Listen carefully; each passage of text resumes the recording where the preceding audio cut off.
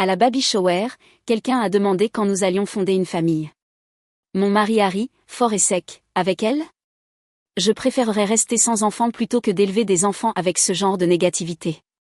Sa sœur a ajouté, elle donnerait probablement naissance à des plaintes et les allaiterait au drame. Quelqu'un a ri. Il ne les a pas arrêtés. Il appréciait ça. J'ai dit, ce n'est pas drôle. Il a ricané. Détends-toi. Tu es toujours si sensible. Pas étonnant que je ne veuille pas d'enfant avec toi. Plus tard, quand je me suis levée pour quitter la pièce, il a attrapé mon bras. Où vas-tu? Ne gâche pas ça pour tout le monde. J'ai juste souri et je suis partie. Une semaine plus tard, il m'a envoyé un message, s'il te plaît parle-moi. Je ne sais même pas par où commencer, mais j'ai vraiment besoin de sortir ça de ma tête parce que plus j'y pense, plus j'ai l'impression de perdre prise sur la réalité. Je suis debout depuis 3 heures du matin à revivre toute la scène et j'oscille entre l'envie de hurler et celle de disparaître un moment. Moi, Gemma. Salut. Je suis mariée à Randall depuis 3 ans. Nous nous sommes rencontrés d'une façon super aléatoire, en fait. Pas au travail ou par des amis communs ou quoi que ce soit littéralement. Nous sommes tous les deux restés coincés dans un ascenseur lors d'un escape game, ce qui ressemble à une comédie romantique stupide, mais c'était juste un silence gênant, des blagues nulles, et moi qui avais désespérément besoin de faire pipi pendant environ 40 minutes. Donc je ne sais pas, je suppose que ça a donné le ton pour nous. Gênant, bizarre, trop de temps dans un espace confiné. Pas beaucoup de romantisme.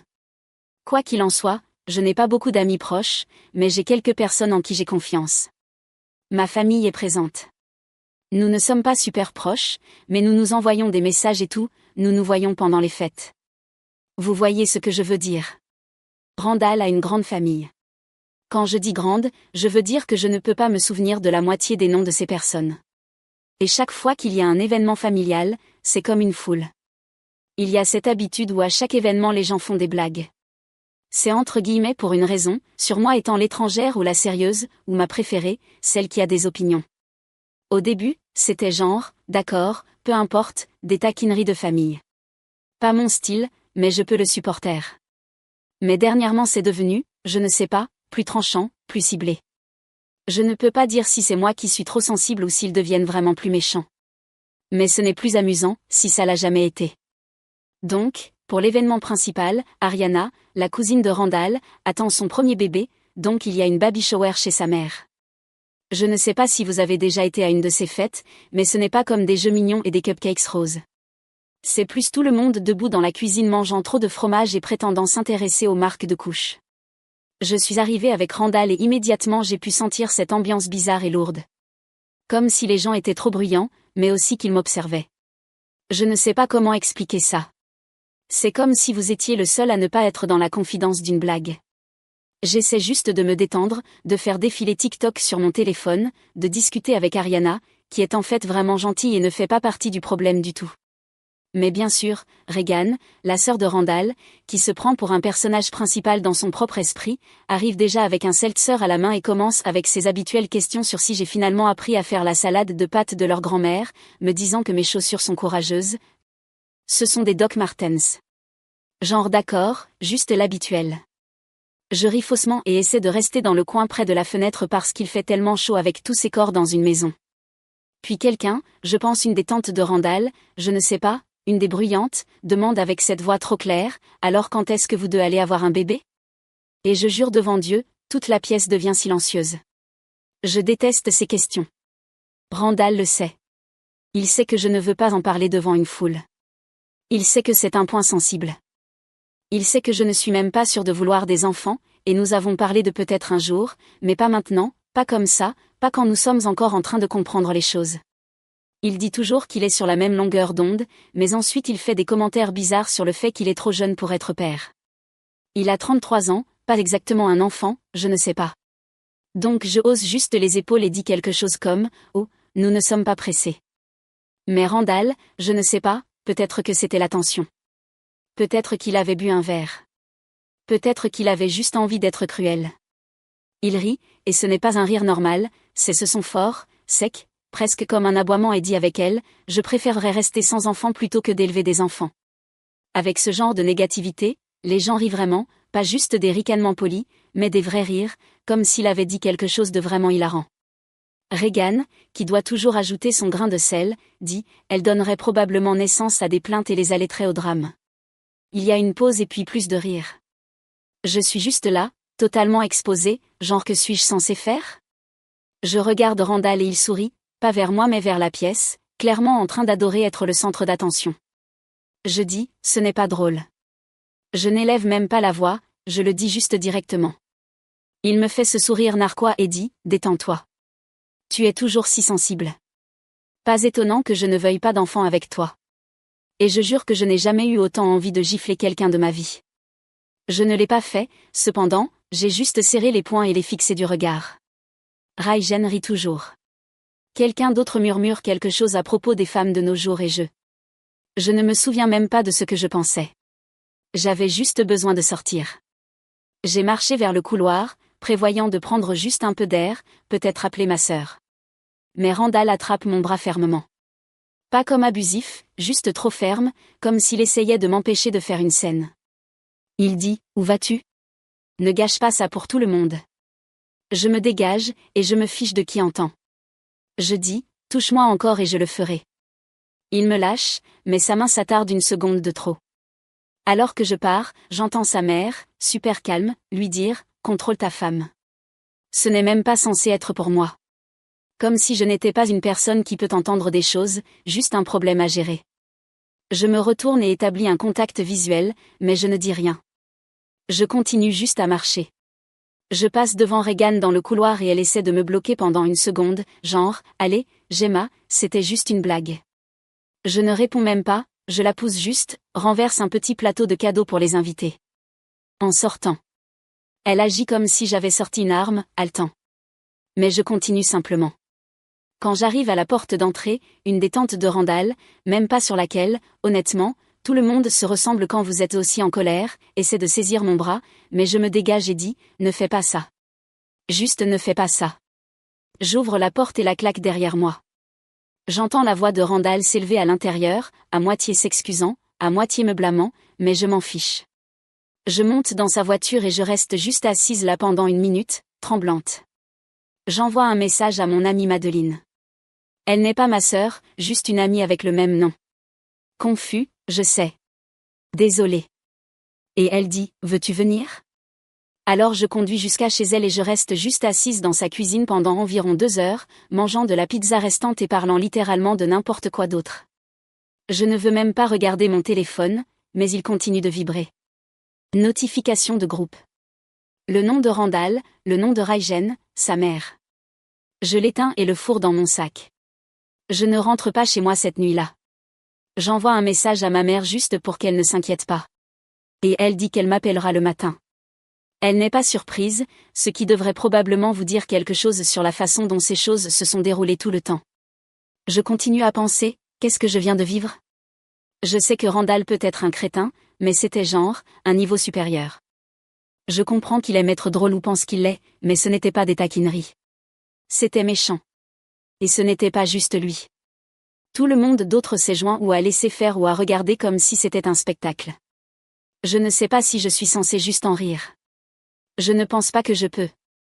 Je continue à rejouer la façon dont il a attrapé mon bras, la façon dont sa mère a dit contrôle ta femme, la façon dont Raijen a essayé de me bloquer physiquement pour m'empêcher de partir, comme si j'étais un chien sans laisse ou quelque chose. Tout cela semble délibéré, comme s'il voulait voir si je vais craquer franchement. Je pense que Randall agit comme ça parce qu'il est gêné que je ne vénère pas sa famille comme tout le monde le fait. Il devient défensif quand je souligne des choses qui sont bizarres ou méchantes, et il m'a déjà dit que je rends les choses gênantes parce que je ne veux pas juste jouer le jeu. Je pense qu'il aime être le gars drôle, l'enfant chéri, surtout devant sa mère. Et je pense que Raijen déteste juste que je ne ris pas à ses blagues ou que je ne rentre pas dans la petite boîte qu'elle a pour la femme de la famille. Je ne sais pas. Je n'essaie pas de les psychanalyser. Je ne sais pas pourquoi quelqu'un agirait comme ça, sauf qu'ils sont habitués à s'en tirer comme ça. J'ai passé le reste de la nuit chez Madeleine, et quand je me suis réveillée, il y avait environ 30 messages non lus dans le groupe de discussion familiale. Randall a essayé d'appeler. Je n'ai pas répondu. Sa mère a envoyé un message à ma mère, apparemment, c'est comme ça que je sais qu'elle est très déçue de moi pour avoir fait une scène. Mais personne ne semble se soucier qu'il m'ait humilié devant tout le monde. Je ne pense même pas qu'il considère cela comme grave. Je suis censée juste laisser tomber, je suppose, parce que c'est ce que font les bonnes épouses. Je n'ai pas encore décidé ce que je vais faire, mais je ne vais pas juste me laisser faire et les laisser me traiter comme ça. Je ne suis pas celle qui doit s'excuser. Je pense que j'en ai fini de prétendre que c'est normal. Suite si les gens s'en soucient vraiment. Mais oui, c'est là où j'en suis. Je suis toujours en colère. Je ne rentre pas à la maison. Et Randall va devoir trouver son propre moyen de rentrer de chez sa mère parce que je ne vais pas le chercher. Je m'en fiche même s'il doit prendre un Uber. Quoi qu'il en soit. Merci de votre lecture. Si vous êtes arrivé jusqu'ici, je ne suis pas sûre de ce qui se passe ensuite. Je ne pense pas que je vais juste oublier ça. Donc, oui, me revoilà. Parce qu'apparemment ma vie n'est qu'une série de discussions de groupe et de politiques familiales gênantes maintenant. Je ne vais pas mentir, j'allais attendre de mettre à jour jusqu'à ce que je comprenne ce que je voulais vraiment faire. Mais honnêtement, si je n'écris pas ça, je vais péter un câble. Donc après avoir quitté cette baby shower cauchemardesque. Voir le message précédent si vous voulez les détails. C'était un désastre. J'ai dormi chez mon amie Madeleine. Elle n'a pas posé trop de questions, m'a juste donné un jogging et m'a laissé piller son congélateur. Je n'ai même pas vérifié mon téléphone cette nuit-là sauf pour envoyer un message à ma mère pour qu'elle ne s'inquiète pas.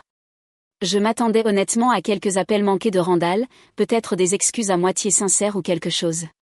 Mais ce que j'ai eu le lendemain matin était un véritable cirque numérique. Première chose bizarre, mon téléphone explose avant même que j'ouvre les yeux.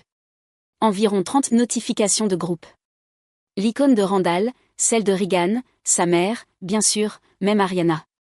Je n'ai même pas encore brossé mes dents et j'ai déjà cette sensation comme si j'entrais dans une réunion où tout le monde est en colère contre moi mais personne ne dira pourquoi. J'ouvre le groupe de discussion familiale principal. Il l'appelle le Fanjam, ce qui me fait grincer des dents à chaque fois. Et MDR, c'est essentiellement une séance de rôtissage. Au début, c'est juste Randall qui demande si quelqu'un a de mes nouvelles. Puis sa mère intervient avec cette question passive-agressive sur si je me sens mieux et comment tout le monde est très inquiet. Mais ça devient pire. Raijen publie un mème d'un chat avec Drama Queen en grosses lettres. Je sais, humour de haut niveau. Puis ça se transforme en ce débat bizarre. Certaines personnes disent que j'ai surréagi. D'autres sont comme c'était juste une blague. Pourquoi a-t-elle dû partir en trombe? Quelques personnes, merci, Ariana, essaient de calmer les choses, mais c'est comme parler à un mur. La tante de Randall, celle qui mentionne toujours son allergie au gluten comme si c'était une caractéristique de personnalité, dit quelque chose sur certaines personnes qui ne peuvent pas supporter les traditions familiales. Et c'est à ce moment que je commence à me sentir vraiment malade. Genre, comment l'humiliation publique est-elle une tradition? Est-ce que je manque quelque chose? Est-ce juste une chose que les gens font? Je fais défiler les messages et je vois que la mère de Randall a envoyé un message séparément à ma mère. Ma mère me le transfère parce que bien sûr qu'elle le fait. Le message est du genre, peut-être que tu peux raisonner Gemma. Elle bouleverse tout le monde et ce n'est pas bon pour la famille.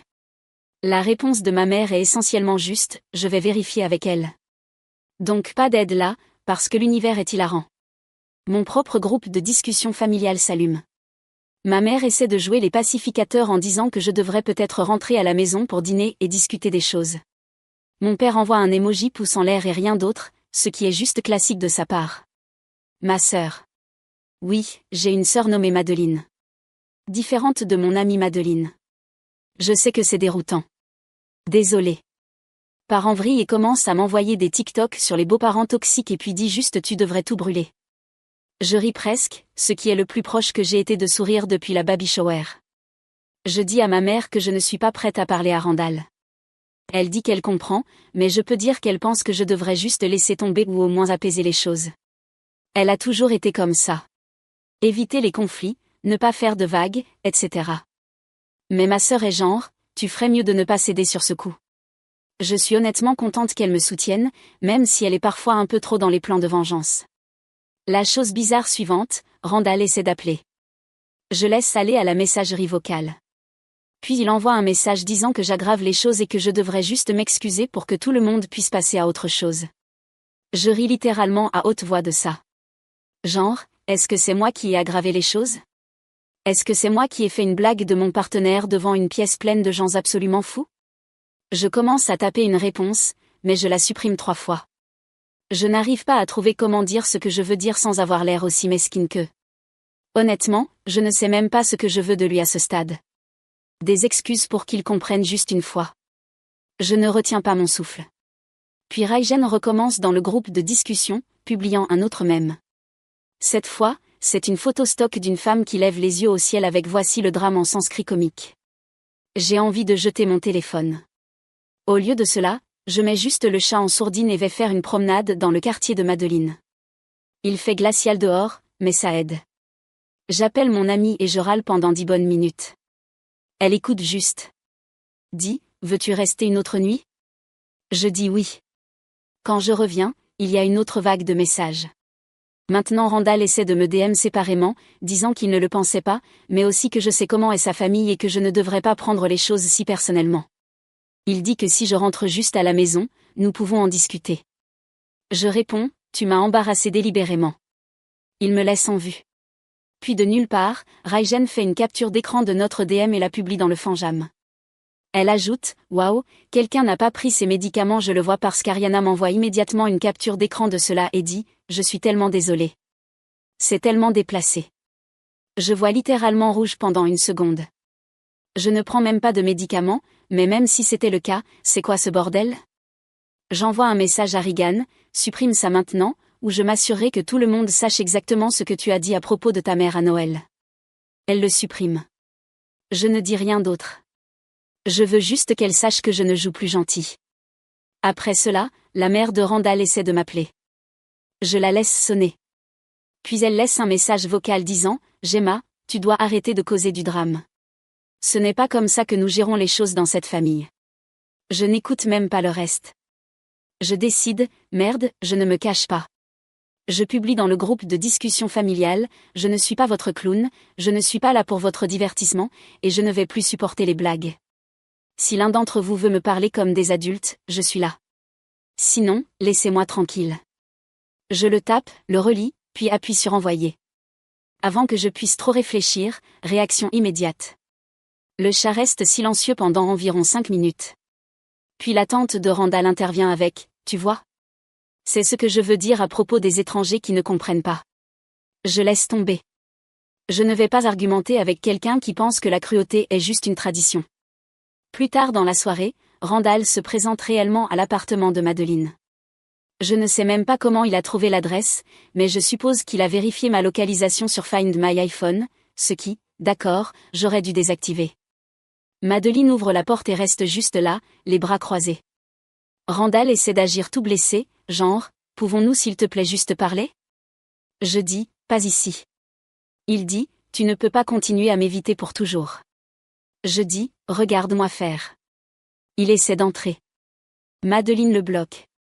Il dit, tu rends ça pire, Gemma. Je dis, tu l'as déjà fait. Il dit, tu es ma femme. Tu dois me parler. Je dis, pas ce soir.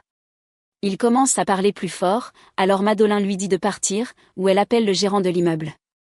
Il part, claquant la porte. Je la remercie. Elle dit, tu ne restes pas mariée à ce type, hein? Je dis, je ne sais pas. Ma mère appelle à nouveau. Dit qu'elle est inquiète. Elle pense que je devrais rentrer à la maison et prendre de l'espace. Mon père prend le téléphone pendant 2 secondes, dit juste, s'il se présente ici, je m'en occuperai. Je me sens réellement mieux après ça. Le jour suivant, la mère de Randall essaie d'impliquer ma mère à nouveau, comme si j'étais une adolescente qui a besoin d'être disciplinée. Ma mère dit, Gemma est une adulte. Elle décidera ce qu'elle veut faire. Je suis choquée.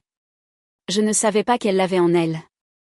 Mais quand même, personne du côté de Randall ne s'excuse réellement pour quoi que ce soit.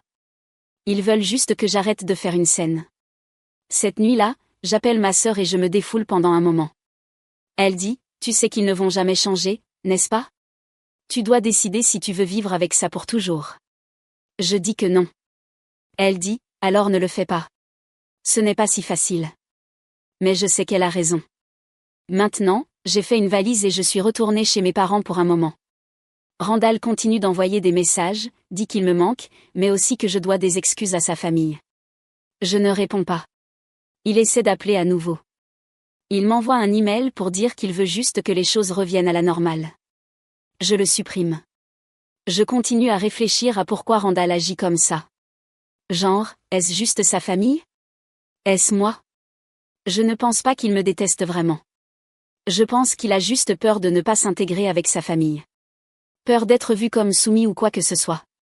Il m'a déjà dit que sa mère le critique toujours s'il ne garde pas les choses sous contrôle. Donc je suppose qu'il gagne des points pour me gérer. C'est tout simplement si puéril. Je commence à voir les petites choses différemment maintenant. Comme la façon dont sa famille fait toujours front commun quand quelqu'un les appelle. Ou comment Randall veut toujours être le gars drôle, peu importe qui il jette sous le bus. Je pense que j'ai toujours espéré qu'il s'en remettrait. Maintenant, je n'en suis plus si sûre. Je ne suis pas sûre de mon prochain mouvement. Mais je sais que je ne reviendrai pas à la façon dont les choses étaient. Je ne vais pas être le souffre-douleur de la famille. Je ne m'excuse pas de m'être défendue. Et si Randall veut choisir sa famille plutôt que moi, alors très bien, il peut les avoir. J'ai mes propres personnes. Même si elles sont un peu désordonnées et parfois trop honnêtes. Donc oui, c'est là où en sont les choses en ce moment. Je suis chez mes parents, ma mère fait trop de nourriture. Ma sœur m'envoie des mèmes sur la vengeance girl boss et Randall inonde mon téléphone à partir de numéros aléatoires. Je ne sais pas comment ça se termine, mais je ne me contente pas de céder. Prochaine mise à jour, quand je comprends mon mouvement. Donc ça fait quelques jours que j'ai pratiquement disparu de la surface de la Terre. En ce qui concerne la famille de Randall, j'ai été chez mes parents. Ma mère continue à faire de la soupe et à agir comme si j'avais 12 ans. Mon père reste principalement en dehors de ça, sauf une fois où il a grogné quelque chose comme « Tu ne mérites pas ça ». Ce qui pour lui est comme tout un discours. Ma sœur a vécu pour le drame. Mais aussi m'envoie des messages tous les jours pour s'assurer que je ne cède pas. À un moment donné, j'ai commencé à douter de moi-même, genre peut-être que j'étais dramatique. Mais ensuite j'ai relu les mèmes du groupe de discussion et les DM et juste. Ouais, non.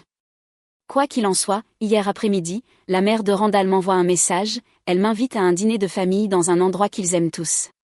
Celui avec les chaises qui vacillent et les graissins pour lesquels tout le monde se bat. Elle dit que c'est pour dissiper le malaise et dépasser ce drame malheureux. Je ris presque parce que c'est tellement typique.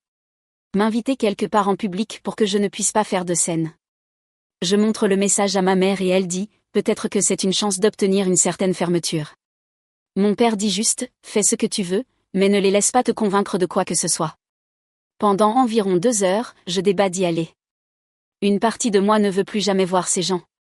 Mais ensuite je me souviens de la façon dont Randall a essayé de me gérer à la baby shower et sa mère lui disant de contrôler ta femme. Et honnêtement, je me remets en colère. Donc j'envoie un message à ma sœur, veux-tu venir à un dîner de famille bizarre comme mon soutien émotionnel humain? Elle répond juste avec l'émoji crâne et bien sûr. Donc c'est réglé. Nous y allons ensemble. Madeleine met la musique à fond. Je parcours juste mon application de notes, relisant toutes les choses que je veux dire si j'en ai l'occasion. Je suis presque sur le point de me dégonfler et de les supprimer, mais Madeleine prend mon téléphone et dit « Ne les laisse pas te faire douter de toi et penser que tu es le problème. » Elle a raison. Nous arrivons au restaurant et l'hôtesse nous donne ce regard comme « Oh, vous êtes avec ce groupe. » Toute la famille est là. Randall, sa mère et son père, Regan, bien sûr, 2 tantes, un oncle, même Ariana, qui a juste l'air fatiguée. Tout le monde prétend être détendu, mais c'est aussi faux que leur sourire. Randall se lève comme s'il allait m'embrasser, mais je fais juste un signe de tête et je prends place au bout de la table.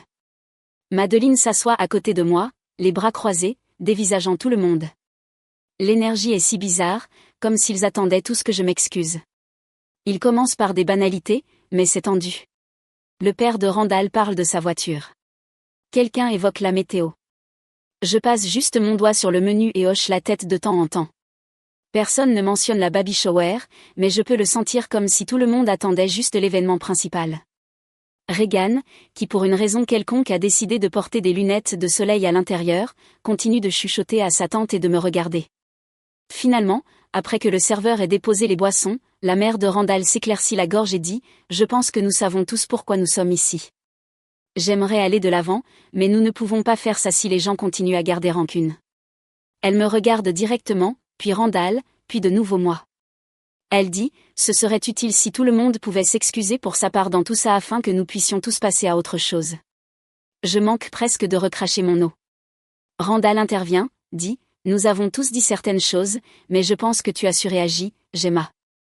Je veux juste que les choses reviennent à la normale. Regan renifle et murmure, certaines personnes ne savent même pas ce qu'est la normalité. Je regarde Madeleine et elle lève juste un sourcil, attendant que je fasse quelque chose. Pendant une seconde, je suis presque sur le point de laisser tomber. Je suis presque sur le point de ne rien dire parce que c'est ce que j'ai toujours fait. Mais cette fois, je suis trop en colère. Alors je sors mon téléphone et j'ouvre mes notes. Je dis, en fait, j'ai une liste. La mère de Randall a l'air confuse. Regan lève les yeux au ciel. Je commence à lire. Je dis, à partir de la première fois que je vous ai tous rencontrés, voici quelque chose que vous m'avez toutes dites. Juste pour qu'on soit clair sur ce qui est juste une blague et ce qui est vraiment méchant. Je lis le commentaire sur la salade de pâtes de Regan, la fois où la mère de Randall a dit que je ne m'intégrerai jamais jusqu'à ce que je porte une robe comme la sienne, les mêmes du groupe de discussion, les trucs de drama queen, même le commentaire de Randall sur ne pas vouloir d'enfants avec de la négativité. Je ne crie pas. Je lis juste. La table devient silencieuse, vraiment silencieuse, à l'exception d'une tante qui continue à siroter son vin. Randall interrompt, dit, d'accord, mais tu sais que nous plaisantons juste, n'est-ce pas? Nous ne le pensons pas. Je dis, vous avez ri de moi, pas avec moi. Vous avez fait de moi la chute de votre propre divertissement et vous vous en fichiez si ça me blessait. Regan dit, oh mon Dieu, est-ce qu'on fait vraiment ça? Je dis, oui, c'est ce qu'on fait. Puis je regarde droit Randall et dis, tu veux parler de normalité? Qu'en est-il du fait que tu m'as dit le mois dernier que tu ne voulais pas d'enfants parce que tu ne pouvais pas risquer que je les monte contre toi? Qu'en est-il du fait que tu as dit que tu n'étais pas prêt à être lié, mais que tu es prêt à m'utiliser comme accessoire pour tes blagues familiales? Je dis, j'en ai fini d'être ton bouclier. Si tu veux continuer à jouer l'enfant chéri, tu peux le faire sans moi. Le visage de Randall devient rouge. Il essaie de me couper, dit, pourquoi dis-tu ça ici? Je dis, parce que chaque fois que j'essaie de te parler en privé, tu agis comme si ce n'était pas grave. Alors maintenant tu peux le gérer devant tout le monde, tout comme tu m'as humilié devant tout le monde. Regan commence à se lever, dit, tu n'as pas le droit de venir ici et d'agir comme si tu étais la victime, Gemma. Je dis, alors arrête d'agir comme si j'étais la méchante juste parce que je ne rirai pas à tes blagues. Elle commence à se déplacer autour de la table vers moi, mais Madeleine se lève aussi, la bloquant. Regan murmure quelque chose à propos de folle salope. Madeleine lui dit juste de s'asseoir. La mère de Randall dit, ça suffit. Tu déchires cette famille. Je dis, non, c'est vous, en refusant de voir ce qui est juste devant vous. Vous voulez du respect, mais vous n'en donnez pas. Si vous voulez que je m'excuse d'être partie après avoir été insultée, ça n'arrivera pas.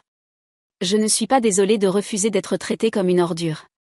Je tends la main dans mon sac et sors une enveloppe. Je la fais glisser sur la table vers Randall. Il la regarde, confus. Je dis, ce sont les papiers du divorce. J'ai juste besoin que tu signes. Le silence est irréel. Regan allait réellement. La mère de Randall dit, tu ne peux pas être sérieuse. Je dis, j'en ai fini et je ne change pas d'avis.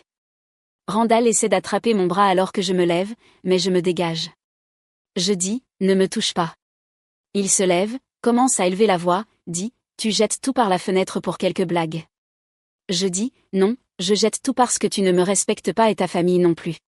Regan claque sa main sur la table, dit, tu es juste jalouse parce que tu n'es pas l'une des nôtres. Je ris, dit, Dieu merci pour ça. Madeleine met sa main sur mon épaule. Nous nous tournons pour partir. Randall nous suit dans le hall, continue à dire, parlons juste. Nous pouvons arranger ça. Tu n'as pas à faire ça. Je m'arrête, me retourne et dis, tu as eu toutes les chances de l'arranger. Tu as choisi de m'embarrasser à la place. Maintenant c'est ton tour. Alors que nous sortons, Randall me crie après, tu le regretteras, Gemma. Je ne me retourne même pas. Madeleine m'ouvre la porte et nous sortons ensemble. Je ne sais pas ce qui va se passer ensuite, mais je sais que je ne recule pas. Je leur ai donné toutes les chances de me traiter comme une personne et ils ont échoué. Chaque fois. Maintenant c'est à mon tour de partir. Prochaine mise à jour bientôt. Je suis fatiguée. D'accord, alors je pensais vraiment qu'après ce dîner tout serait juste, je ne sais pas, terminé. Mais je suppose que rien n'est jamais juste terminé quand il s'agit de la famille de Randall. Je garde cette mise à jour depuis quelques jours parce que chaque fois que je pense que la poussière est retombée, quelqu'un trouve une nouvelle façon d'être bizarre ou mesquin. Voici donc le dernier désordre, comme promis. C'est long et probablement pas la fin propre que certaines personnes veulent. Mais c'est juste la vie. Donc après la confrontation au restaurant, j'ai honnêtement pensé que Randall comprendrait juste l'allusion. Il ne l'a pas fait. L'homme n'est rien sinon persistant de cette façon extrêmement ennuyeuse où tu réalises que c'est pourquoi il a toujours été l'enfant chéri. Il refuse simplement d'accepter quand il ne gagne pas. Le lendemain matin, je me réveille chez mes parents avec une douzaine d'appels manqués. Randall, sa mère, Regan, bien sûr, et 3 numéros aléatoires que je ne reconnais même pas. Mon père est déjà debout à faire du café et grogne juste quand j'entre. Je fais défiler les messages. Littéralement tous une version de s'il te plaît parle-moi ou tu n'avais pas à faire ça ou soyons raisonnables. Je mets mon téléphone en sourdine. Ma mère demande si je vais bien. Je dis oui, juste fatiguée. Elle fait des gaufres. Mon plan ce jour-là est juste de ne rien faire. Mais la mère de Randall a d'autres idées. Elle envoie un message à ma mère, disant essentiellement que je détruis la famille. Ces mots. Et que Randall est tellement perdu sans moi. Ouais, d'accord. Elle demande en fait si ma mère peut me raisonner. Ma mère, à son crédit, dit juste que Gemma est une adulte, elle va s'en sortir. Je peux dire qu'elle en a assez du drame à ce stade. Le jour suivant, je commence le processus de déménagement de mes affaires. J'envoie un message à Randall, lui dis que je passerai avec mon père pour prendre mes affaires. Il dit qu'il sera sorti. Je dis tant mieux. Quand nous arrivons là-bas, rien n'a bougé. Mes plantes sont sèches, mon courrier est empilé sur le comptoir et il y a une pizza à moitié mangée sur la table. Classique. Je fais mes valises. Mon père transporte des cartons. Aucun de nous ne parle beaucoup. Quand nous avons fini, je laisse la clé de rechange sur le comptoir et claque la porte. Quand nous partons plus tard, Randall envoie un message. Il dit, tu aurais au moins pu dire au revoir. Je ne réponds pas. Je continue à m'attendre à ce que Randall essaie quelque chose de grand et dramatique, mais honnêtement, il s'éteint juste en quelque sorte. Quelques jours passent. Rien. Puis je reçois un message de sa mère. C'est 3 pages d'elle me disant que je n'ai jamais compris la famille et que le mariage est une question de pardon. Elle dit que je déchire Randall. Je prends une photo, l'envoie à ma sœur. Elle répond, encadre-la comme un avertissement. Pendant ce temps, ma propre famille en a assez. Mon père dit que je peux rester aussi longtemps que je veux. Ma mère est juste heureuse que je mange sa nourriture. Ma sœur continue à m'envoyer des liens vers des appartements. La seule vraie gêne est avec quelques amis communs. Un des copains de Randall m'envoie un message du genre « Tu es sérieuse à ce sujet ?» Je dis oui. Il dit « Waouh, je ne pensais pas que tu irais vraiment jusqu'au bout. » Je ne sais même pas quoi dire à cela. Donc je le laisse juste en vue. Un autre ami demande si je veux en parler, mais je dis juste que je vais bien. Merci. Les gens agissent toujours comme s'ils voulaient les détails, mais en réalité, ils veulent juste savoir quel côté choisir. La recherche d'appartement n'est pas amusante. Pour être honnête. J'avais oublié à quel point c'est ennuyeux de déménager. Chaque endroit est soit trop petit, trop cher ou sans juste bizarre. J'en trouve un que j'aime, mais il y a une attente de 2 semaines, donc je suis toujours chez mes parents. Ma mère continue à demander si je veux inviter quelqu'un à dîner. Comme si elle essayait de rattraper la dernière décennie de ne pas avoir de repas de famille. Mon père répare un robinet qui fuit dans la cuisine et plaisante en disant qu'au moins je ne suis pas mariée à la plomberie. Environ 4 jours après le dîner, je reçois un message d'Ariana disant que Regan raconte aux gens que je l'ai attaquée au restaurant. Je ris, je réponds, elle aimerait bien que je lui ai dit de grandir.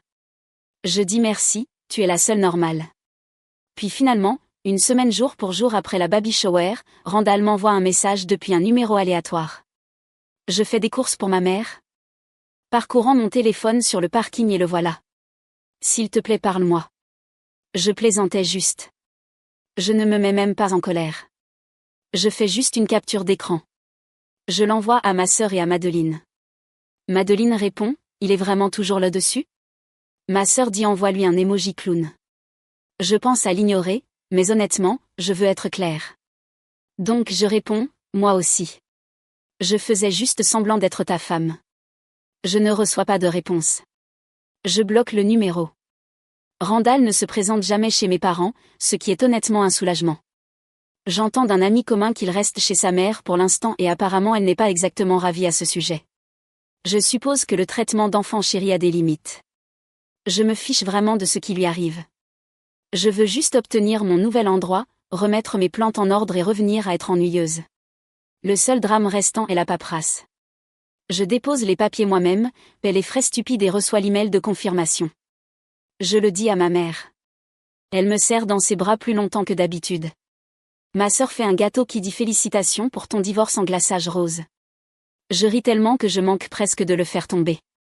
Randall pensera probablement toujours qu'il est la victime, sa mère continuera probablement à dire aux gens que j'étais difficile et Regan continuera à poster des mèmes jusqu'au jour de sa mort. Mais honnêtement, je m'en fiche. Je me suis défendue. Je suis sortie. Merci à tous ceux qui ont réellement lu ces longues diatribes et ne m'ont pas dit d'être simplement la personne la plus mature. Parfois, il faut juste en finir. Quoi qu'il en soit, je pars arroser mes tristes plantes, manger du gâteau de divorce et peut-être parcourir les appartements jusqu'à ce que j'en trouve un qui n'a pas de tapis bizarre ou de voisins qui jouent de la flûte à bec à minuit.